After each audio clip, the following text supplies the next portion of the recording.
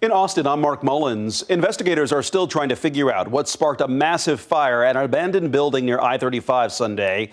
You can see just how big that fire was at an abandoned roadway inn near the UT campus, and it spread to a nearby restaurant. Crews had to turn off electricity in the area to deal with the flames. Here's Malia Masamoto.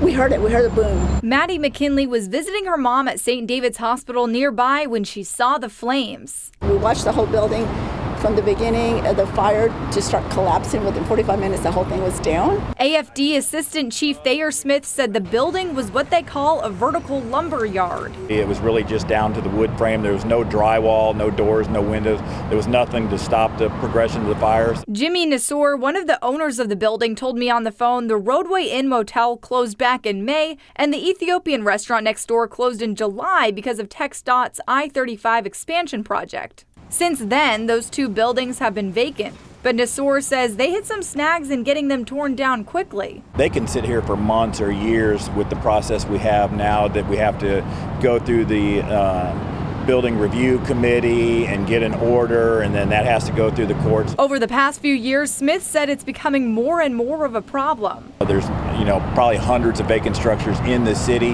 While AFD investigates the cause, Smith says about 2 years ago, the city started a vacant structure task force comprised of AFD, Code Compliance, the Homeless Strategy Office, and APD. We're really looking to address those and make sure that we don't have the kind of problems we've been having recently with numerous fires in those buildings. Now they're trying to simplify that process with the city and find ways to legally give the fire chief or Code Compliance the authority to expedite demolition.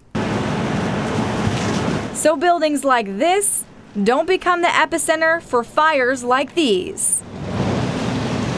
That was Malia Masamoto reporting. Police are looking for answers after finding a woman dead in North Austin. On Monday morning, police responded to a call behind an auto shop off of Research Boulevard near Lamar Boulevard. They discovered the woman's body in a partially wooded area. Police told us she had been shot. Without any suspect or vehicle descriptions, police say they need the public's help in solving this case. Our homicide detectives do a tremendous job solving these crimes when we have help from our community members. So please, if you have any information, come forward. If you know anything that could help investigators, you're asked to call Austin Police. Well, parents and staff at Austin ISD have had the weekend to digest the possible new reality of their schools closing or changing in the 2026-2027 school year. On Friday, the district released its consolidation plans and list of school closures. Some parents say their concerns lie with how the district handled the process and their reasons behind it. Right now, here are the 13 schools facing a shutdown. Kelsey Sanchez talked to parents and staff on the list. The message is clear in the Briker Woods neighborhood.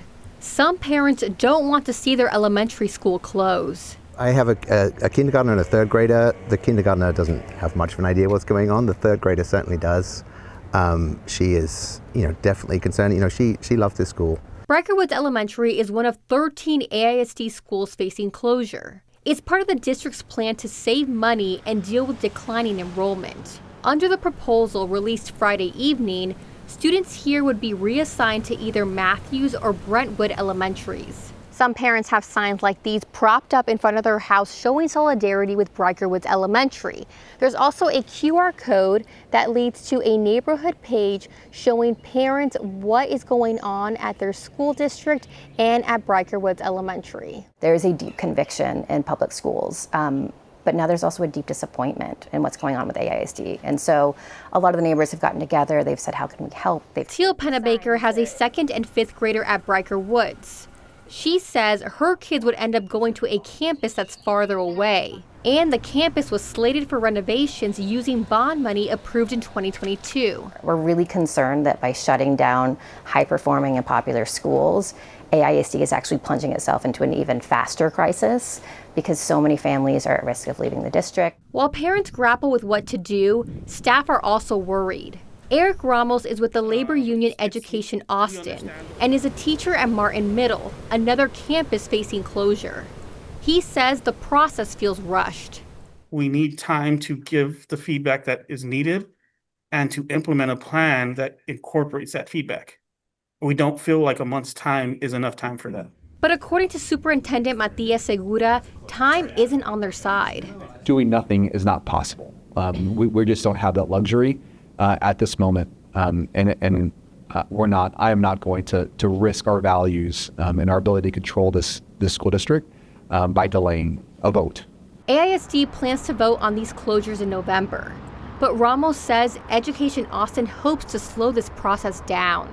We're just hoping that we're listened to and our feedback is taken into account and it shows in that final vote. Because he says this plan will impact everyone. Even though I'm guaranteed a job, it still very much feels like I lost a job because I love my community. I'm here for my community and I'm going to have to work somewhere else. In Central Austin, Kelsey Sanchez, KVUE News. Cedar Park-based aerospace company Firefly is buying a national security company for $855 million. The New Jersey-based company SciTech specializes in defense software and missile warning systems. Firefly's CEO says the deal will help them support more defense missions and protect the country from emerging threats. The acquisition is expected to close by the end of the year. Construction will soon begin on a new Cap Metro rail station. The North Burnett Uptown station will be part of the Red Line, which runs from Leander to downtown. These renderings show what it will look like when it's done. The new station will be located off Burnett Road near the Domain. Starting this month, crews will be on site to get it ready for full construction to begin next month. The station is right by apartments and office buildings, and leaders with Cap Metro predict it'll be the second busiest stop on the Red Line. Cap Metro is partnering with Brandywine Realty Trust on the project. The real estate developer is contributing the land for the station. They're also developing office, retail, and residential buildings in the area. Some families in Taylor ISD got a nice surprise over the weekend. The district announced that an anonymous donor donated enough money to cover the cost of all current school lunch debt. The school district says this incredible gift will allow students who had previously owed money to get a fresh start and enjoy school meals again. They say this is a heartwarming reminder of the caring spirit in the Taylor community. Great to see you there. Those are the headlines in Austin. I'm Mark Mullins.